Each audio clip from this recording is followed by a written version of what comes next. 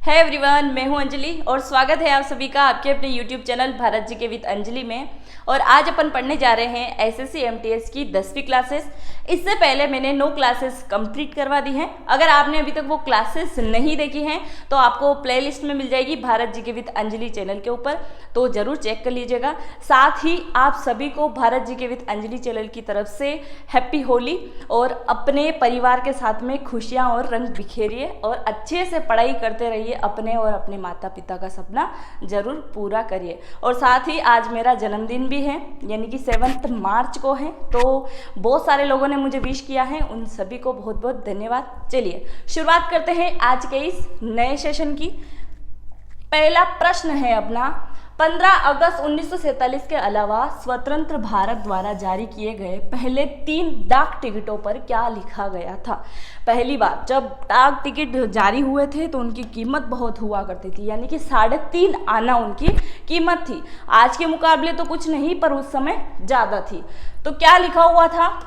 जय हिंद, मेरा भारत महान, वंदे मातरम या जनगण मन।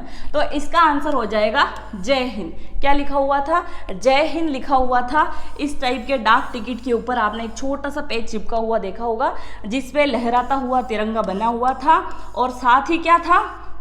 3.5 आना, 3.5 आना इसकी जो कीमत है वो बाई तरफ लिखी हुई थी। कभी कभी ऐसे क्वेश्चन भी घुमा फिरा के पूछे जाते हैं, तो आपको ये पता होना चाहिए। जो पहला डाक टिकट आया था उसके ऊपर क्या था? लहराता हुआ तिरंगा और साथ ही क्या था? 3.5 आना इसकी कीमत लिखी हुई थी। बात करें मेरे भारत महान की, तो वाकई में भी भारत बहुत महान है, यानी कि जुगाड़ियों का देश इसको भी कहा जाता है। मेरा भारत महान, ये नारा किसके द्वारा दिया गया है? तो ये नारा देते हैं राजीव गांधी। कौन देते हैं? राजीव गांधी, जो कि क्या थे? प्रधानमंत्री रह चुके हैं राजीव गांधी। वंदे मातरम की बात करें तो ये क्या है? भारत का राष्ट्रगीत है, आप सभी को पता है। ऐसे क्वेश्चन भी आपके एग्जाम में आते हैं। बंकिम चंद्र चटर्जी द्वारा लिखा गया है, बंकिम चंद्र चटर्जी इनके द्वारा लिखा गया है। जनगण मन की मैं बात करूं तो इनको कौन नहीं जानता? प्रथम भारतीय व्यक्ति जिनको क्या नोबेल पुरस्कार दिया गया है, कौन आते हैं? रविंद्रनाथ टैगोर, जिनको गुरुदेव भी कहा जाता है। रविंद्रनाथ टैगोर, इनको क्या कहा जाता है? गुरुदेव भी इनको कहा जाता है। भारत का जनगण मन यानी कि राष्ट्रगान इनके द्वारा लिखा गया है। साथ ही पड़ोसी देश जो बांग्लादेश है उसका भी राष्ट्रगान इन्होंने लिखा है। क्या नाम है उसका? अमार सोना बांग्ला। तो ये वाला भी राष्ट्रगान उन्हीं के द्वारा लिखा गया है और इनको प्रथम नोबेल पुरस्कार मिल चुका है। ठीक है, आगे बढ़ें। नेक्स्ट है, हरित क्रांति भारत में कहाँ से शुरू की गई? उत्तर प्रदेश, मध्य प्रदेश, महाराष्ट्र या पंजाब? तो कहाँ से होती हैं? पंजाब से होती हैं। कहाँ से होती हैं? पंजाब से शुरुआत होती हैं, पंजाब से। अब बात करें हरित क्रांति की, तो हरित क्रांति की शुरुआत पंजाब से हुई है, आप सभी को पता है। बात करें उत्तर प्रदेश की, तो उत्तर प्रदेश किसके लिए जाना जाता है? उत्तर प्रदेश जाना जाता है जनसंख्या के लिए। दूसरा, लोकसभा सीट सबसे अधिक यहाँ पे है। यहाँ के जिलों की संख्या भी अधिक है, 72।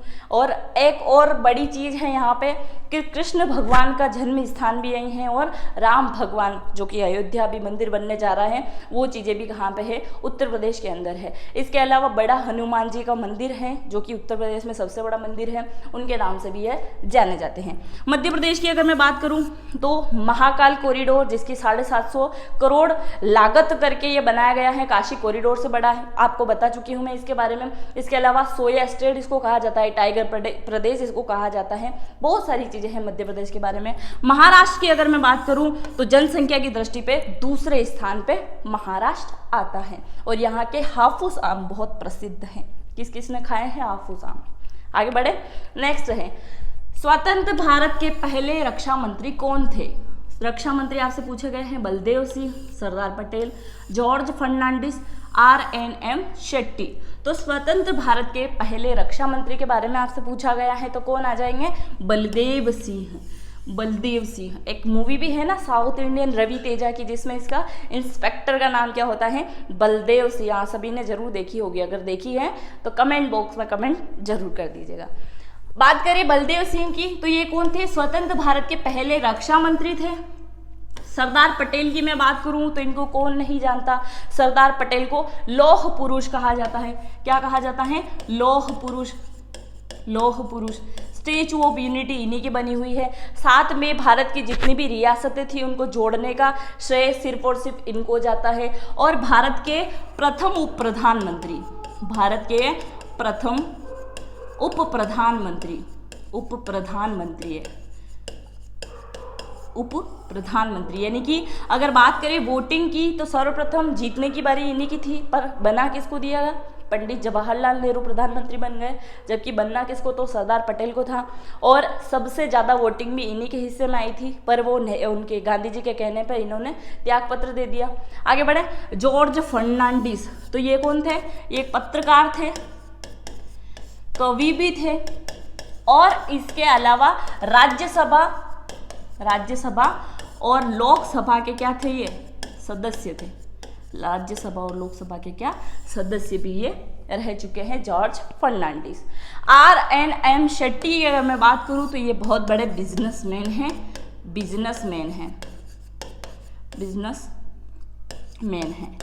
यानी कि भारत के जो टॉप बिजनेसमैन हैं उनमें से इनका एक नाम है जो दक्षिण एरिया से आते हैं। आगे बढ़े, नेक्स्ट है चंपारण सत्याग्रह संबंधित था। जब मैंने गांधी जी के बारे में आपको पढ़ाया था तो मैंने आपको फुल डिटेल से चंपारण आंदोलन के बारे में भी समझाया था कि कैसे एक व्यक्ति वहां मिलता है और वो कहाँ लेके जाता है, चंपारण के अंतर्गत लेके चला जाता है गांधी जी को और बोलता है आपको हमारे लिए बात करना पड़ेगा। और गांधी जी क्या करते हैं, यहाँ पे आंदोलन कर देते हैं, यानी कि सत्याग्रह कर देते हैं। नील की खेती के बारे में मैंने आपको पढ़ाया था कि नील की खेती एक बार किसी भूमि पे होने के बाद में उस भूमि के ऊपर कोई और फसल भी आप नहीं उगा सकते, यानी कि वो भूमि पूर्णतः बंजर बन चुकी है। कोई सी भी फसल, चाहे कोई सी भी फसल हो, आप उसके ऊपर खेती नहीं कर सकते। उसी को लेके क्या हुआ था, चंपारण सत्याग्रह हुआ था कि नील की खेती को क्या है, बंद करना है, अब इसका विरोध करना है।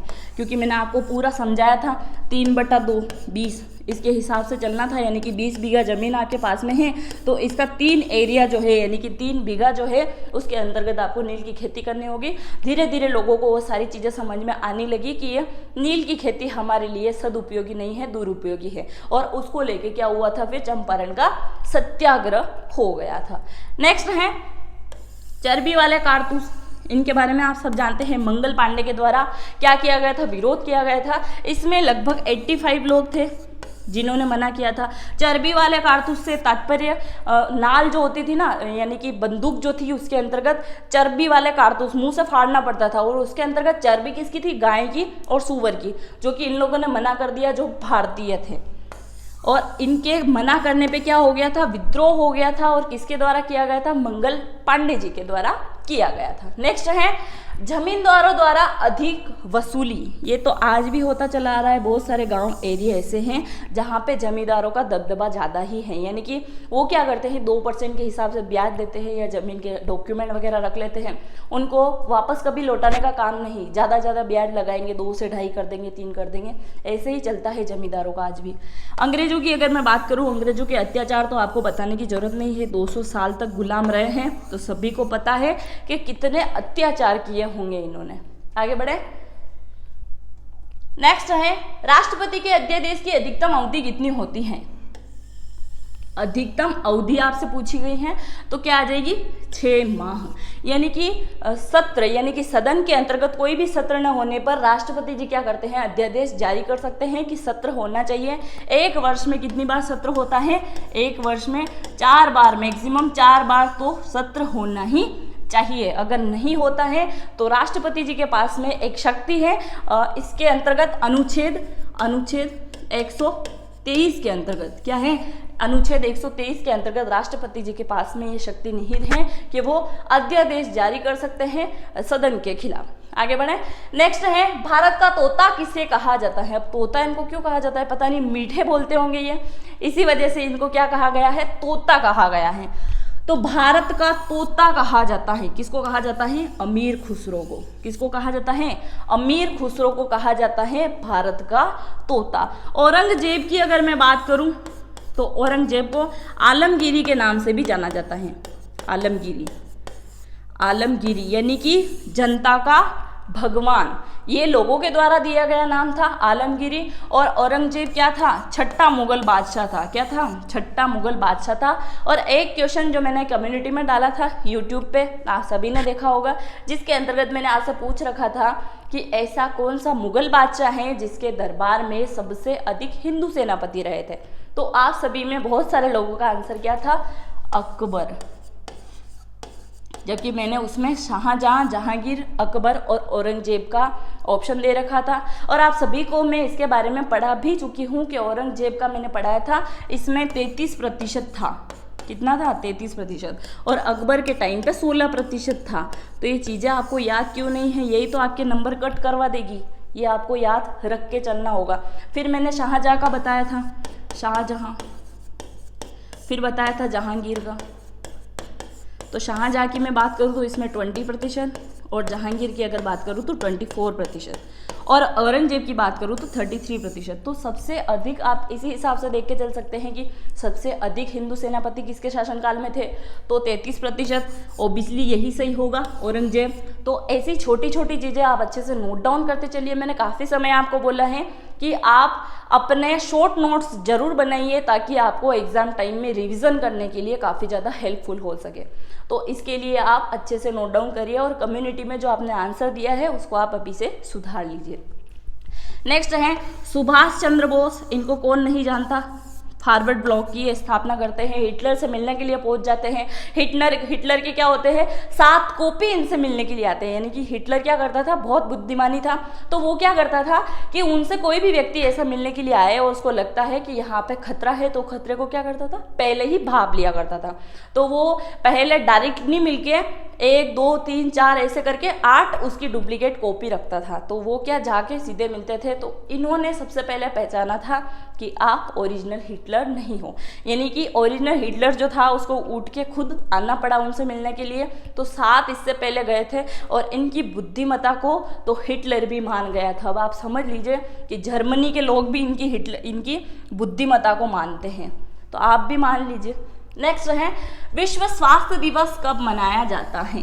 विश्व स्वास्थ्य दिवस कब मनाया जाता है। दिवस से संबंधित भी आपके एग्जाम में क्वेश्चन आते हैं, नोबेल पुरस्कार से संबंधित भी आते हैं। मैंने आपको काफ़ी समय बताया है। अगर इन टॉपिक पे भी वीडियो चाहिए तो ज़्यादा से ज़्यादा कमेंट बॉक्स में कमेंट जरूर कर दीजिएगा।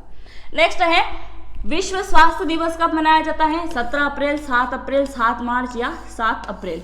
तो कब मनाया जाता है, 7 अप्रैल को मनाया जाता है विश्व स्वास्थ्य दिवस। 17 अप्रैल को क्या मनाया जाता है, आप लोग मुझे कमेंट करके बताइएगा कि 17 अप्रैल को क्या मनाया जाता है। चलो मैं ही बता देती हूँ। विश्व हीमोफीलिया विश्व हीमोफीलिया दिवस इंटरनेशनल का है भाई, याद कर लेना इसको। विश्व हीमोफीलिया दिवस मनाया जाता है 17 अप्रैल को। और 7 मार्च यानी कि आज ही के दिन मेरा जन्म हुआ था। ये 7 मार्च को मेरा बर्थडे भी है और क्या है, आज होली भी है। तो ये तो बताने की जरूरत नहीं, इसके दिन क्या मनाया जाता है वो आप मुझे कमेंट करके बताएंगे। भारतीय पेट्रोलियम संस्थान कहाँ स्थित है।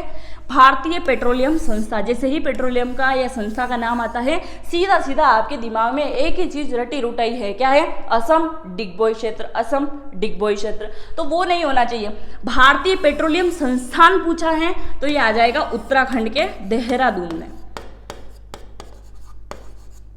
कहाँ पे है, उत्तराखंड के देहरादून में। असम में बात करूं तो डिगबोई क्या है, तेल संशोधन क्षेत्र है डिगबोई। मेघालय को सभी जानते हैं, खासी गारो जनजाति पाई जाती है। इसी के पास में क्या है, बंगाल की खाड़ी आ जाती है। खासी गारो वहाँ की लैंग्वेज भी है, खासी गारो वहाँ की पहाड़ियाँ भी है, खासी गारो वहाँ की जनजाति भी है। गुजरात की मैं बात करूँ तो कच्छ यहाँ का प्रसिद्ध है, कांडला बंदरगाह यहाँ का प्रसिद्ध है, अहमदाबाद में स्टैचू ऑफ यूनिटी है, कावड़िया के अंतर्गत बहुत सारी चीज़ें हैं गुजरात की जो कि मैं आपको आगे पढ़ाने वाली हूँ। नेक्स्ट है भारत में राष्ट्रीय उपभोक्ता दिवस मनाया जाता है। भारतीय राष्ट्रीय उपभोक्ता दिवस कब मनाया जाता है, 24 दिसंबर, 24 अक्टूबर, 24 नवंबर या 14 नवंबर। 24 दिसंबर को मनाया जाता है राष्ट्रीय उपभोक्ता दिवस। और उपभोक्ता अधिनियम में आपको पढ़ा चुकी हूँ कि उपभोक्ता संग्रहालय कार्यालय जो होता है, फोरम जिसको बोलते हैं, किसी भी चीज़ की मानहानि होने पे सीधा वहाँ पहुँच जाइए। अगर आपके पास में पक्का बिल है तो इससे पहले वाले लेक्चर अगर आपने देखे हैं तो आपको अच्छे से याद होगा कि क्या होता है उसके अंतर्गत। नेक्स्ट है 24 अक्टूबर, क्या मनाया जाता है? संयुक्त राष्ट्र संघ दिवस, संयुक्त राष्ट्र संघ दिवस। 24 नवंबर की अगर मैं बात करूं तो गुरु तेग बहादुर, क्या है? गुरु तेग बहादुर शहीदी दिवस, क्या है? शहीदी दिवस। गुरु तेग बहादुर शहीदी दिवस मनाया जाता है 24 नवंबर को। 14 नवंबर को मनाया जाता है बाल दिवस, क्या है? बाल दिवस, बाल दिवस। 14 नवंबर को क्या मनाया जाता है? बाल दिवस मनाया जाता है। नेक्स्ट है भारत की प्रथम मुस्लिम महिला शासिका कौन थी? भारत की प्रथम मुस्लिम महिला शासिका आपसे पूछी गई है। चांद बीबी, रजिया सुल्तान, मुमताज, शेख हसीना। तो कौन आ जाएगी? रजिया सुल्तान। रजिया सुल्तान जो थी भारत की प्रथम मुस्लिम महिला शासिका थी। चांद बीबी ये कौन थी? तो ये एक निज़ाम की पुत्री थी। मुमताज की अगर मैं बात करूँ तो आगरा का ताजमहल जो बना हुआ है ये इन्हीं की बदौलत, यानी कि इन्हीं की याद में बनाया गया है। मुमताज की कब्र है वहाँ पे, कहाँ पे? आगरा के अंतर्गत। ये आगरा में कौन सी नदी बहती है? तो यमुना नदी वहाँ पर बहती है। इसके अलावा मुमताज का अगर पूछा जाए तो कौन सी कब्र आ जाएगी? जो कि ताजमहल आप सभी जानते हैं अच्छे से। शेख हसीना, शेख हसीना की मैं बात करूं, शेख हसीना जुल्फों वाली कौन है ये? तो ये आ जाएगी बांग्लादेश की पीएम। एक और बात है, सुनी सुनाई है, कितनी सत्यता है इसके अंतर्गत। कहा जाता है कि मुमताज की जो कब्र है, यानी कि आगरा का जो किला है, उसको बनवाने के बाद में उन कारीगरों के हाथ कटवा दिए गए थे। अब इनके हाथ कटवाने से पहले इन्होंने क्या कहा था कि हमारे हाथ तो काट दीजिएगा, पर एक थोड़ा सा काम जो अधूरा रह गया है हम उसको पूरा करना चाहते हैं। तो ऐसे करके उन्होंने छत के बीचों बीच, यानी कि इनकी कब्र के ऊपर आज भी पानी गिरता है, उन्होंने वहाँ पे छेद करवा दिए थे। तो इस बात में कितनी सत्यता है, ये करवाया था या नहीं, या ऐसे ही लिखा हुआ मिलता है। अगर आप आगरा से संबंधित हैं, यूपी से वीडियो देख रहे हैं, तो अगर आप वहाँ जाके आए हैं तो कमेंट करके जरूर बता दीजिएगा कि इस बात में कितनी सच्चाई है, ये वाकई में होता है या नहीं होता, ये सिर्फ अफवाह है। ठीक है, अगर आप वहां से हैं तो कमेंट जरूर करिएगा। नेक्स्ट है राष्ट्रपति को किसके द्वारा हटाया जा सकता है? राष्ट्रपति को हटाने के लिए महाभियोग द्वारा, अविश्वास प्रस्ताव लाकर, राज्यसभा लोकसभा की संयुक्त अधिवेशन करके, प्रधानमंत्री के द्वारा। राष्ट्रपति को हटाने के लिए क्या करना होता है? महाभियोग लगाना पड़ता है। और महाभियोग इनके द्वारा लगाया जा सकता है सिर्फ और सिर्फ अगर लोकसभा के सदस्य भी इकट्ठे हो जाए ना, तो राष्ट्रपति जी के ऊपर महाभियोग लगाया जा सकता है। और महाभियोग उसी दशा में लगेगा जब इन्होंने कोई अपराध किया हो या ऐसा कार्य किया हो जिससे महाभियोग लगाना पूर्णतः वर्जित हो, तभी महाभियोग लगेगा, वरना नहीं लगेगा। तो कौन लगा सकता है? सिर्फ लोकसभा के सदस्य लगा सकते हैं। इसे शामिल हो सकते हैं राज्यसभा के सदस्य, किंतु लगाने के लिए पूर्णतः बाधित होते हैं लोकसभा के सदस्य। नेक्स्ट है मैंगनीज के उत्पादन में भारत दूसरे स्थान पे है। प्रथम स्थान पे कौन आ जाएगा? फ्रांस, रूस, कनाडा या संयुक्त राज्य अमेरिका। तो कौन आ जाएगा? सोवियत संघ, रूस, ये हो जाएगा मैंगनीज के उत्पादन में प्रथम स्थान पे, और दूसरे स्थान पे अपना देश भारत आ जाएगा। आगे बढ़े। नेक्स्ट है भारत की प्रथम बहुउद्देशीय परियोजना किस नदी पर बनाई गई? यानी कि पहली परियोजना आपसे पूछी जाए तो गोदावरी, दामोदर, गंगा या नर्मदा। तो गोदावरी, दामोदर, गंगा, नर्मदा, इनमें से कौन आ जाएगा? दामोदर नदी। ये क्या है? भारत की प्रथम बहुउद्देशीय परियोजनाओं में से एक है। अब बात करें दामोदर नदी की, तो ये कहाँ से निकलती है? झारखंड से। कहाँ से निकलती है? झारखंड से। झारखंड के छोटा नागपुर के पठार से, छोटा नागपुर से, नागपुर के पठार से। गोदावरी नदी की अगर मैं बात करूं तो ये निकलती है नासिक से, नासिक, और इसी के किनारे गोदावरी नदी, नासिक के अंतर्गत प्रयागराज, उसके अंतर्गत क्या लगता है? कुंभ का मेला भी आयोजित होता है। गंगा की मैं बात करूं तो गंगोत्री से निकलती है, और यमुना यमुनोत्री से, सभी को पता है अच्छे से। नर्मदा नदी की बात करूं तो अमरकंटक से निकलती है, अमरकंटक। ये सारी नदियां मैं आपको पढ़ा चुकी हूँ। सिंधु नदी, अफवाह तंत्र, इसके अलावा हिमालय, ये सारी जो हिमालय की नदियां जहाँ से निकलती है, पूर्वी नदियां, प्रायद्वीपीय नदियां, सारी की सारी नदियां मैं आपको कंप्लीट करवा चुकी हूँ। नहीं देखा है अगर वो वाला सेशन, तो मैं यहाँ पे आपको आइकॉन दे दूंगी जिसके माध्यम से आप वो सारे वीडियो देख सकते हैं। आगे बढ़े। नेक्स्ट है आगरा शहर को किसने बसाया था? बहलोल लोदी, सिकंदर लोदी, शाहजहां या औरंगजेब। किसने बसाया? सिकंदर लोधी ने। किसने? सिकंदर लोधी ने आगरा शहर बसाया। कहा जाता है कि आगरा तो महाभारत के काल से ही था, परंतु आगरा का नाम देकर आगरा शहर को बसाया किसने था? सिकंदर लोधी ने बसाया था। नेक्स्ट है अशोक के शिलालेख की लिपि क्या थी? अशोक के शिलालेख की लिपि आपसे पूछी गई है गुरुमुख, ब्राही, देवनागरी और गुरुमुखी। तो क्या आ जाएगा? ब्राही लिपि थी अशोक के शिलालेख की। और अशोक के इतने सारे शिलालेख थे कि उनकी गिनती अनगिनत है, अभी भी कोई काउंट नहीं कर पाया है। हेनसांग का मैंने आपको बताया था 16 हैं। सब चीज़ें मैं आपको बता चुकी हूँ। अगर आपने अच्छे से पढ़ा होगा तो आपका जीके से एक भी क्वेश्चन गलत नहीं होने वाला है एसएससी एनटीएस की एग्जाम में। देवनागरी लिपि आप सभी जानते हैं, आपके मदर फादर, आपके पेरेंट्स जिन्होंने पढ़ाई करी है वो देवनागरी लिपि का ही यूज़ करते हैं। मेरे पापा तो इसी का ही यूज़ करते हैं आज भी लिखने में। तो पहले यही चलता था, रोमन पद्धति और देवनागरिक दोनों ही ज़्यादा। नेक्स्ट है विवेकानंद रॉक मेमोरियल कहाँ पे स्थित है? विवेकानंद रॉक मेमोरियल कहाँ पे स्थित है? मेमोरियल का बात आते से सीधा कलकत्ता बांग्लादेश आप कलकत्ता पश्चिम बंगाल आप पहुंच जाओगे। पर रॉक मेमोरियल पूछा है विवेकानंद जी का, आपसे विक्टोरिया मेमोरियल नहीं पूछा है तो आप वहां जाओगे। विवेकानंद रॉक मेमोरियल आपसे पूछा गया है उत्तर प्रदेश, केरल, तमिलनाडु या आंध्र प्रदेश। तो कहाँ पे है? तमिलनाडु के अंतर्गत है। उत्तर प्रदेश के बारे में मैं आपको पढ़ा चुकी हूँ अच्छे से, सभी को पता है। यहाँ पे 80 लोकसभा सीट है। कितनी है? 80 लोकसभा सीट हैं। जिले 72 हैं। बहुत सारी चीज़ें हैं उत्तर प्रदेश के बारे में। इसके अलावा नौटंकी जो है यहाँ का लोक नृत्य है। केरल की मैं बात करूँ तो भारत का एकमात्र ऐसा राज्य जो क्या है? सबसे अधिक साक्षर है। और उत्तर प्रदेश में कौन सी लैंग्वेज बोली जाती है? हिंदी बोली जाती है। केरल में मलयालम बोली जाती है। तमिलनाडु में तमिल बोली जाती है। और आंध्र प्रदेश में कौन सी बोली जाती है वो आप मुझे कमेंट करके बताएंगे। और भाषाई आधार पर अलग होने वाला एकमात्र राज्य कौन सा है? आंध्र प्रदेश। और इससे अलग कौन होता है? तेलंगाना अलग होता है, जो कि 2014 में हुआ था। महात्मा गांधी को अधनंगा फकीर किसने कहा था? ये असहयोग आंदोलन चल रहा था। असहयोग आंदोलन के अंतर्गत ही क्या हो जाता है? चोरी चोरा हत्याकांड हो जाता है, जो कि 1922 के अंतर्गत होता है। उसी के अंतर्गत ब्रिटेन के जो प्रधानमंत्री है उनके द्वारा कहा गया कथन है, चर्चिल के द्वारा। किसने कहा था? चर्चिल, जो वर्तमान में उस समय तत्कालीन कौन थे प्रधानमंत्री? चर्चिल। और इनके द्वारा कहा गया था क्या? महात्मा गांधी को अधनंगा फकीर। कुछ नहीं, एक धोती लपेटी और ऐसे ही घूम रहे थे तो उसको लेके उन्होंने बोल दिया। और क्या हद तक उन्होंने सही बोला था या गलत पता नहीं, पर उन्होंने बोला था। तो महात्मा गांधी को अधनंगा फकीर इन्होंने कहा था। हिटलर के बारे में मैं आपको बता चुकी हूँ। जिन्ना एकमात्र ऐसा व्यक्ति है जिनके द्वारा क्या हुआ था? भारत विभाजन हो गया। यानी एक व्यक्ति तो नहीं, पर पाकिस्तान के बंटवारे के लिए कहीं ना कहीं इनका हाथ भी बहुत ज़्यादा था। माउंट बेटन योजना यहाँ चलाई गई थी भारत के अंतर्गत। ये वायसराय भी थे भारत के, सभी को पता है।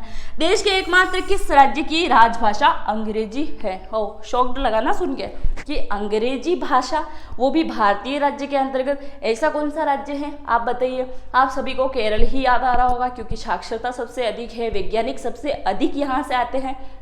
तो ऑब्वियसली आपका डाउट सही होगा ना सही, पर इसका आंसर ये गलत है। इसका आंसर क्या आ जाएगा? नागालैंड। क्या आ जाएगा? नागालैंड। केरल की लैंग्वेज है मलयालम। तमिलनाडु की ही तमिल। क्या है? तमिल। सिक्किम की क्या बोली जाती है? नेपाली। क्या बोला जाता है? नेपाली क्यों बोली जाती है? क्योंकि नेपाल यहाँ नज़दीक लगता है, इस वजह से नेपाली यहाँ बोली जाती है। और इसका आंसर क्या हो जाएगा? नागालैंड इसका आंसर हो जाएगा। है त्रिपुरा की राजभाषा है। त्रिपुरा की राजभाषा हिंदी, मलयालम, बांग्ला या त्रिपुरी। तो इनमें से आपका आंसर क्या आ जाएगा? त्रिपुरी। पर इसका आंसर त्रिपुरी नहीं होगा, त्रिपुरी तो गलत हो जाएगा। हिंदी मैंने बताया, हिंदी भाषी तो बहुत सारे राज्य हैं, मध्य प्रदेश है, राजस्थान है। अब बात बोलोगे राजस्थान में तो राजस्थानी बोली जाती है, तो राजस्थानी जो है उनके लोकल इलाके में बोली जाती है। राजभाषा इनको अभी नाम नहीं दिया गया। हिंदी लैंग्वेज है। इसके अलावा मध्य प्रदेश हो गया है, उत्तर प्रदेश हो गया है, बिहार में बिहारी लैंग्वेज भी चलती है, पर हिंदी राजभाषा है तो उसी हिसाब से चलती है। तो त्रिपुरा के अंतर्गत कौन सी आ जाएगी? बांग्ला। कौन सी आ जाएगी? बांग्ला। पश्चिम बंगाल के नजदीक होने की वजह से या किसी और वजह से? बांग्लादेश ही इसकी क्या है? राजभाषा है। और मलयालम मैंने आपको बताया है केरल की है, त्रिपुरी कहीं की भी लैंग्वेज नहीं है। मैंने ऐसे ही आपको कंफ्यूज करने के लिए ऑप्शन दे दिया था ताकि वहां आप कंफ्यूज नहीं हो और सटीक आंसर लगा के आओ। तो त्रिपुरा का क्या हो जाएगा, बांग्ला लैंग्वेज। क्या हो जाएगा, बांग्ला। वह शासक जिसने एक सच्चे जैन मुनि की तरह उपवास के द्वारा शरीर को त्याग दिया था। जैन मुनि यानी कि जैनियों में क्या होता है कि उपवास करने के बाद में क्या होता है, वो अपना शरीर त्याग देते हैं जब उनको जीना नहीं होता है। सम्राट अशोक, चंद्रगुप्त मौर्य, बिंदुसार या इनमें से कोई नहीं। तो इसका आंसर क्या हो जाएगा, इसका आंसर हो जाएगा चंद्रगुप्त मौर्य। कौन हो जाएगा इसका आंसर, चंद्रगुप्त मौर्य। और मौर्य वंश के क्या है, ये संस्थापक हैं चंद्रगुप्त मौर्य। और बिंदुसार, इन सभी के बारे में मैं आपको पढ़ा चुकी हूँ। इन्होंने क्या किया था, अपना शरीर त्याग दिया था सच्चे जैन मुनियों की तरह। अब सम्राट अशोक की बात करूं तो इसमें बहुत सारे कंफ्यूज हो गए। इसका आंसर सम्राट अशोक लगा देंगे, अशोक नहीं होगा। इन्होंने बौद्ध धर्म अपनाया था, जैन धर्म नहीं, और इन्होंने कलिंग युद्ध के पश्चात अपनाया था। नेक्स्ट है, बिहार प्रदेश को इस मुस्लिम शासक ने सर्वप्रथम जीता था। कौन सा शासक यहाँ पे आया था, खिलजी, गुलाम, तुगलक या मुगल। तो कौन आ जाता है, खिलजी आ जाता है। कौन है, खिलजी। अब अलाउद्दीन खिलजी का ही नाम आपको याद होगा, पर ये नहीं है, बख्तियार खिलजी। क्या है, बख्तियार खिलजी, बख्तियार खिलजी। बख्तियार खिलजी के द्वारा क्या होता है, बिहार को जीत लिया जाता है। गुलाम की मैं बात करूं तो गुलाम वंश के संस्थापक किसको कहा जाता है, इल्तुतमिश को। किसको कहा जाता है, इल्तुतमिश को, इल्तुतमिश को कहा जाता है। तुगलक की मैं बात करूं तो मोहम्मद बिन तुगलक। कौन है, मोहम्मद बिन तुगलक, मोहम्मद बिन तुगलक, ये इसके संस्थापक हैं तुगलक वंश के। और मुगल की मैं बात करूं तो बाबर, ये क्या है, इसके मुगल वंशज के संस्थापक हैं। तो सारे आप देख चुके हो, गुलाम के इल्तुतमिश, तुगलक के मोहम्मद बिन तुगलक, मुगल के बाबर, सभी को पता है अफगान से आए थे मुगल। नेक्स्ट है, भारत में सर्वप्रथम रेडियो का प्रसारण कहाँ से शुरू किया गया था, मुंबई से, दिल्ली से, कलकत्ता से या गुजरात से। तो कहाँ से होता है, मुंबई से, जो कि उस समय क्या था, बम्बई था। क्योंकि ऑप्शन में आपको बम्बई ही लिखा हुआ मिल जाए, ऐसा भी हो सकता है, इसलिए बम्बई भी आप याद रखिए कि बम्बई से शुरुआत की गई थी। आगे बढ़े। नेक्स्ट है, भारत का राज्य जो गंधक के उत्पादन में आगे है। गंधक क्या होता है, गंधक, गंधक होता है सल्फर। क्या है, सल्फर, सल्फर को गंधक कहा जाता है। तो भारत का वह राज्य जहाँ पे गंधक के उत्पादक में आगे है। गंधक सबसे ज्यादा उत्पादित कहाँ होता है, उड़ीसा, मुंबई, तमिलनाडु, उत्तर प्रदेश। तो कहाँ होती है, तमिलनाडु के अंतर्गत क्या होती है, भारत में सबसे अत्यधिक मात्रा में गंधक का उत्पादन किया जाता है। ठीक है, आगे बढ़े। नेक्स्ट है, नवजीवन समाचार पत्र का संपादन किसने किया था। नवजीवन समाचार पत्र का संपादन कौन करते हैं, महात्मा गांधी, सुभाष चंद्र बोस, लाला लाजपत राय, पंडित जवाहरलाल नेहरू।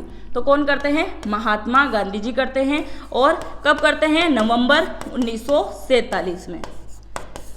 नवंबर 1947 में क्या करते हैं, नवजीवन समाचार पत्र का ये संपादन करते हैं। बहुत सारे आंदोलन जो इनके द्वारा किए गए हैं, जो कि मैं आपको अच्छे से पढ़ा चुकी हूँ। महात्मा गांधी जी का 1-1.25 घंटे का वीडियो है, जिसके अंतर्गत जन्म से मृत्यु तक इन्होंने कौन कौन से आंदोलन चलाए, क्या क्या पुस्तकें लिखी, कौन सी उपाधि इन्होंने ली, कौन सी धारणाएं उन्होंने अपनाई, गांधी जी ने प्रथम विश्व युद्ध में क्या किया, द्वितीय में क्या किया, पूरा डिटेल से मैंने आपको पढ़ाया है। अगर वो वीडियो भी आपने नहीं देखा है तो प्ले लिस्ट में आपको मिल जाएगा, वो वीडियो भी जरूर चेक कर लीजिएगा। सुभाष चंद्र बोस का मैंने आपको बता ही दिया है, गरम दल के थे ये, नरम दल में से नहीं। लाला लाजपत राय, ये भी गरम दल में से एक थी। लाल, बाल, पाल, ये तीनों के तीनों गरम दल में थे। लाला लाजपत राय, बाल गंगाधर तिलक और विपिन पाल, तो ये तीनों कौन थे, तो गरम दल के अंतर्गत शामिल थे। पंडित जवाहरलाल नेहरू, ये देश के प्रथम पीएम हैं। नेक्स्ट है, कैलाश मानसरोवर की यात्रा पर जाने वाले तीर्थ यात्रियों को तिब्बत में प्रवेश करने के लिए पार करना पड़ता है। कौन सा, लिपुलेख दर्रा, जोलेपला दर्रा, काराकोरम दर्रा या बोमडीला दर्रा। तो लिपुलेख दर्रा इनको पार करना होता है। कैलाश मानसरोवर कहाँ पे है, ये उत्तराखंड के अंतर्गत है। कहाँ पे है ये, उत्तराखंड के अंतर्गत, उत्तराखंड में आता है ये दर्रा, लिपुलेख दर्रा। क्योंकि मानसरोवर से ही आप जा सकते हैं। देवभूमि किसको कहा जाता है? उत्तराखंड को कहा जाता है। झोलेपला दर्रा यानी कि नाथूलाल तू जरा जलेबी बनाना सीख ले, मैंने बताया था ना, नाथूला दर्रा, जलेपला दर्रा और सीख ले से क्या हो जाएगा? सिपकिला दर्रा। तो ये कहाँ है? सिक्किम के अंतर्गत है। तो ये सारे दर्रे भी मैं आपको कंप्लीट करवा चुकी हूँ। झोलेपला दर्रा कहाँ पे है? तो ये आ जाएगा सिक्किम में, सिक्किम के अंतर्गत। काराकोरम दर्रा कहाँ पे है? तो ये कहाँ आ जाए? जम्मू कश्मीर में, जम्मू कश्मीर के अंतर्गत। बोमडिला दर्रा की मैं बात करूं तो ये कहाँ पे आ जाएगा? ये आ जाएगा अरुणाचल में, अरुणाचल प्रदेश में। सारे दर्रे भी मैं आपको लॉजिक से, ट्रिक से कंप्लीट करवा चुकी हूँ। अगर दर्रे के बारे में भी आपने नहीं पढ़ा है, क्योंकि कोई भी एग्जाम देने जाओ, वन डे कॉम्पिटिटिव एग्जाम, तो इनसे संबंधित क्वेश्चन में एग्जाम में क्वेश्चन जरूर देखने को मिलेगा। तो दर्रे वाला पार्ट भी आप अच्छे से कंप्लीट कर दीजिएगा, क्योंकि उसके अंतर्गत भी मैंने ट्रिक वाइज आपको बताया है। ये थे आज के अपने मोस्ट 25 क्वेश्चन। आई होप आपको आज की क्लासेस अच्छी लगी होगी। अगर आपको आज का सेशन या आज की क्लासेस अच्छी लगी है तो अपने दोस्तों के साथ में शेयर करना मत भूलिएगा। अगर साथ ही आपने चैनल को अभी तक सब्सक्राइब नहीं किया है तो सब्सक्राइब भी जरूर कर ले, ताकि मेरे न्यू वीडियो का अपडेट सर्वप्रथम आपके पास में पहुंच सके। मिलते हैं नेक्स्ट वीडियो में। जय हिंद, जय भारत।